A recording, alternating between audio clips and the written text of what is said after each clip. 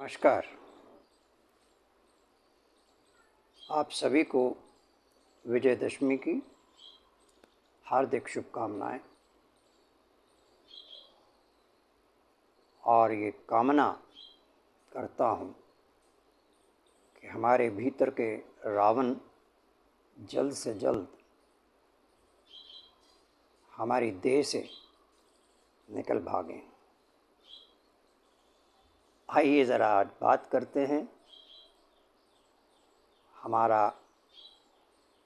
खान पान जो है वो हमारे शरीर पर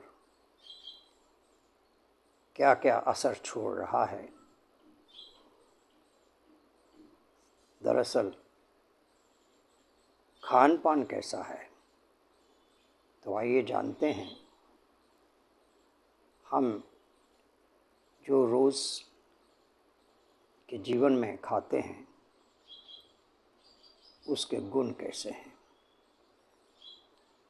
चलिए शुरुआत करते हैं। आजकल चाय बड़ी प्रचलित रहती है, कहीं पर भी चले जाएं चाह तो नहीं है इंसानों में, लेकिन चाय ज़रूर पिलाई जाती है। चाह, कई जगह उसको चाह भी बोला जाता है। अब आपने देखा होगा कि इन दिनों हम हेल्थ कॉन्शियस हो गए हैं, अपने सेहत का बड़ा ध्यान रखते हैं, लेकिन उसके बावजूद भी जाने अनजाने में हम क्या ले रहे हैं, हम क्या खा रहे हैं, उसका हमें ज़्यादातर एहसास नहीं होता, पता नहीं होता। ये ग्रीन टी जो अब हमारी एक श्रद्धा कपूर जी हैं, उन्होंने इतनी फेमस कर दी है कि अब आज की नाज़नीन जो हैं वो तो ग्रीन टी के अलावा कुछ मेरे ख्याल में पीती नहीं होंगी हमारे देश में भी। तो टी बैग, डिप टी, ये आजकल बहुत ज़्यादा प्रचलन में है और इसको हम बड़ा सेफ़ और अच्छा मानते हैं। क्या आपने कभी सोचा है कि आपके बॉइलिंग वाटर, उबला हुआ पानी, गर्म पानी, खौलता पानी, उसमें ये टी बैग चला जाता है और आपको पूरी चाय का निचोड़ और रस आपके कप में छोड़ देता है। कुछ भाई बहन तो आपने ऐसे भी देखे होंगे जो चम्मच से उसको अच्छी तरह से निचोड़ लेते हैं टी बैग को बाहर निकालने या फेंकने से पहले, कि पूरा रस मेरी चाय का मेरे अंदर चला जाए। तो क्या आपने सोचा है कभी कि इतना करने पर, इतना दबाव डालने पर भी फटता क्यों नहीं है? ये ऐसा कौन सा इको फ्रेंडली वस्तु है जो इस्तेमाल की जा रही है कि जो चाय तो हमें देती है और चाय के गुण भरपूर देती है, लेकिन इसका नुकसान नहीं होता। इसमें माइक्रो प्लास्टिक के इतने पार्टिकल्स होते हैं जो आपकी चाय के साथ मिलकर आपके अंदर जाते हैं।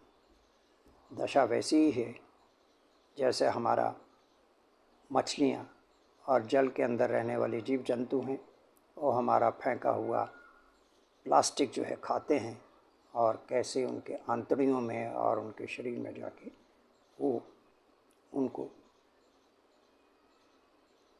रहने लायक नहीं छोड़ता, जीने लायक नहीं छोड़ता। लेकिन क्योंकि हम तो मनुष्य हैं, बड़े बुद्धिजीवी हैं और बड़े कलाकार हैं, शेल्फ लाइफ को बढ़ाने के लिए हम यानी हमारे उत्पादककर्ता कंपनीज, इंडस्ट्रीज़, वो बहुत कुछ करती है। किस कॉस्ट पे? हमारी लाइफ की कॉस्ट पे। सेल्फ लाइफ वर्सेस लाइफ, ये सोचने का विषय है। आटा, आपने बचपन में देखा होगा, आप भी कहीं गांव में रहते हैं तो उन्होंने भी देखा होगा कि बड़े बड़े एक बर्तन या किसी में आटे को स्टोर किया जाता है, उसमें कुछ ना कुछ डाला जाता है कि उसमें कीड़े ना लग जाए। सच बात है। मगर आज आप देखिए शहरों में हम आटे जो हैं वो एक बड़ी सुंदर पैकिंग में लाते हैं लेकिन उनमें कभी कुछ नहीं लगता, कीड़े तो कभी नहीं, बरसात में भी नहीं। उनकी शेल्फ लाइफ बहुत बढ़ गई है, बहुत अच्छी हो गई।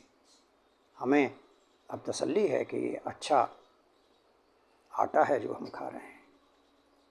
जी नहीं, उसमें जो आटे को बचाए रखने के लिए जो कुछ भी डाला जा रहा है उसका हमें मालूम नहीं है, और वो हमारे अंदर जाकर ये गैस, ये खट्टे डकार, अपाचन, इन सब की जो समस्याएं हो रही हैं उनके कुछ तो कारण होंगे।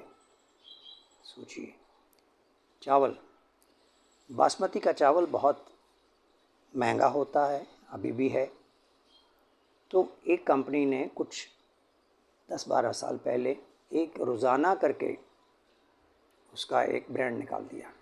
आज हर कोई कंपनी, चाहे वो लाल किला हो, इंडिया गेट हो, बड़े बड़े ब्रांड रोज़ाना बासमती, क्योंकि वो सस्ता रहता है, कम रेट का रहता है। क्या आपने कभी देखा है कि जब आप उसकी मांड निकालते हैं तो उसमें से खुशबू क्या आती है? वो बासमती की नहीं आएगी, वो पेस्टिसाइड्स की आएगी। तो आप ये सोच लीजिए उसमें भी क्या डाला रहता है। एक आम व्यक्ति, अब आम आदमी कहने में भी आज डर लगता है, क्योंकि अब आम आदमी भी एक राजनीति में बहुत ऊंचा स्थान रखने लगा है। तो आम व्यक्ति जो है उसके लिए पालक सबसे पौष्टिक सब्ज़ी मानी जाती थी, मानी जाती है अभी भी, लेकिन उसमें इतना पेस्टिसाइड्स डाल दिया जाता है ताकि वो जल्दी बढ़े, बिके, मुनाफा हो और हम लोगों को खिला पाएँ, चाहे वो बीमार क्यों न हो पाएँ। ठीक, तो आप वो भी नहीं खा सकते। बहुत से लोगों में आपने देखा होगा, घरों में तो गर्मियों में इतना पानी की दिक्कत हो जाती है, गर्मियाँ हों सर्दी हों, पानी की दिक्कत रहने वाली है, बढ़ने वाली है, क्योंकि हम लोग कोई उन चीज़ों पे कभी ध्यान देते नहीं कि पानी तो फ्री का है, आना आता रहे, वेस्ट करो। तो धोने का भी साधन इतना नहीं रहता, तो आप उसको बनाएंगे कैसे? वो इतनी बू आती हुई पेस्टिसाइड्स की, आप उसे खा कैसे सकते हैं? फलों की तरफ चलते हैं। केला सबसे सस्ता आम आदमी का फल, अब वो भी देखिए तो वो कार्बाइड से पका होता है। बड़े बड़े गोडाउन बना रखे हैं, उनमें दबा के डाला जाता है केमिकल्स और कार्बाइड को उसे पकाने के लिए, और वो बड़ा सुंदर सी शक्ल में आपके सामने रख दिया जाता है। जो भी केला हरा और पीला दिखेगा बीच बीच में, वो केला आप समझ लीजिए क्या है। बिल्कुल पका हुआ केला भी, कोई उसकी गारंटी नहीं कि वो कार्बाइड से पका हुआ नहीं होगा, अननेचुरल तरीके से बनाया हुआ। अब आप सोच लीजिए वो आपको कौन से गुण आपके शरीर में देगा, आपका शरीर स्वस्थ कितना रह पाएगा, कैसे रह पाएगा। सेब, अब सेब है तो उसको इतनी दूर से ट्रांसपोर्ट किया जाता है, हर जगह पे सेब मिलता है, फिर उसको चमकाया जाता है कि इसका रेट अच्छा मिलना चाहिए, खूब वैक्स उस पर लगा दिया जाता है, मोम, तबीयत से। तो अब आप ये भी सुनते होंगे कि सेब का छिलका भी बहुत अच्छा होता है सेब के लिए, और अक्सर हम कई बार वैसे ही धो के और उसे खाना शुरू कर देंगे, लेकिन उसमें मोम, वैक्स हमारे अंदर जाएगा। तो ये छोटी मोटी मैंने आपको मिसालें दी हैं, ये छोटी हैं लेकिन हमारे शरीर पर घातक असर कर रहे हैं, मोटे असर जिसे कहते हैं वो कर रहे हैं। शेल्फ लाइफ और अपना मुनाफा बढ़ाने के लिए आज हमारे किसान कुछ अनजाने में और कुछ जानबूझकर, मैं ये कहूँगा अधिकतर जानबूझकर, आदमी मरता है तो मरे, मेरा मुनाफा तो आ जाए मुझे, ये हमारी सोच हो गई है। तो मैं आज के दिन हमारे इन महान क्रांतिकारी किसानों को अनुरोध करता हूँ, कम से कम दूसरी जान का विचार अवश्य करिए, अपने मुनाफे को कभी तो दरकिनार कीजिए।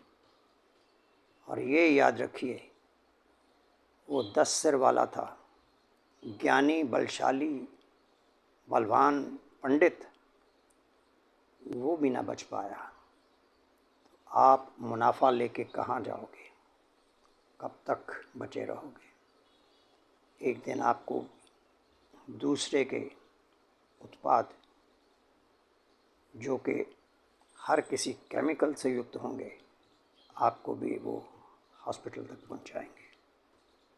मेरा आपसे अनुरोध है, कोशिश करिए आटा आपको चोकर वाला मिले, उसको लीजिए, उसका इस्तेमाल कीजिए। बाकी आप सब समझदार हैं, आपको समझाने की आवश्यकता नहीं है। आपको हल दे भी दिए जाएंगे तो हम में से बहुत से ऐसे हैं, अरे ये कौन सुनता रहे इसकी बातें, हमारे पास टाइम नहीं है। यहाँ खाने का टाइम नहीं है तो चुन के लाने का टाइम किसके पास है? क्यों, सही है कि नहीं?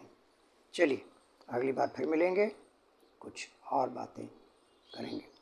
धन्यवाद। आप स्वस्थ रहें, खुश रहें।